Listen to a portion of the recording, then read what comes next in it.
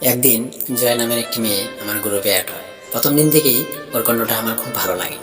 ও যখন কথা বলতো মনের ভেতরে নরম একটা সুর বেজে উঠতো। জয়ের সেই মধুর কণ্ঠে একটা আলাদাই অনুভূতি কাজ করতো। ধীরে ধীরে আমরা একসাথে খেলতে শুরু করি। দিন যায় মাস যায়, এভাবে দেখতে দেখতে 5টা মাস কেটে যায় চোখের পলকে। কথা বলতে বলতে কখন যে ওর মায়া পড়ে গেছি বুঝতেই পারিনি। জয়ের সাথে গেম খেলাটা আমার অভ্যাসে পরিণত হয়ে যায়। ও না থাকলে গেমটাই ফাঁকা ফাঁকা লাগতো।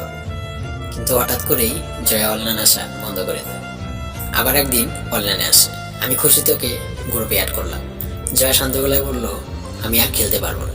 আমার বুক ধক ধক করে উঠলো। আমি জিজ্ঞেস করলাম, কেন, কোনো সমস্যা হয়েছে? জয়া একটু চুপ করে থেকে বলল, আমার বিয়ে ঠিক হয়ে গেছে। আরও বলল, ওর বরের নাকি গেম খেলা পছন্দ না। ওর কথা শুনে মনে হলো বুকের ভিতরে কেউ ছুরি মেরে দেয়।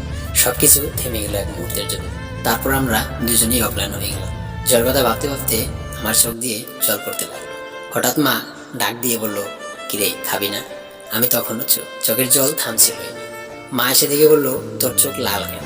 আমি বললাম, কিছু না মা। কিন্তু মা তো মাই, সে সব বুঝতে পারে। আমি সব খুলে বললাম জয়ের কথা।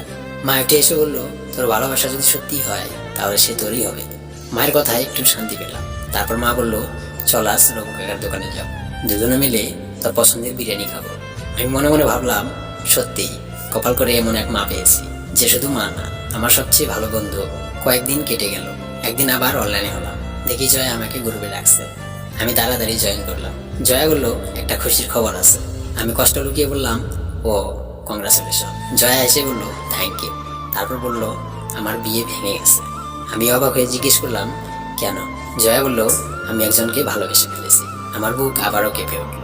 জয়া বলল, আমি কি করব এখন? আমি বললাম, তাকে বলে দাও। জয়া বলল, বলছি। আমি জিজ্ঞেস করলাম, সে কি বলল? জয়া একটু হেসে বলল, সে তো বলছেই না। আমি বললাম, তার ঠিকানা দাও, আমি গিয়েই বুঝিয়ে দেব। জয়া বলল, সে তো তোমার ওইখানেই থাকে। আমি অবাক হয়ে বললাম, কে সে? নাম কি তার? জয়া এসে বলল, গাধা। যার সাথে কথা বলছি আমি তার কথাই বললাম।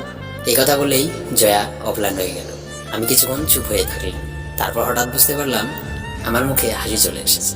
চোখের জলও থেমে গেল। দৌড়ে গিয়ে মাকে বললাম, মা তোমার কথাই সত্যি।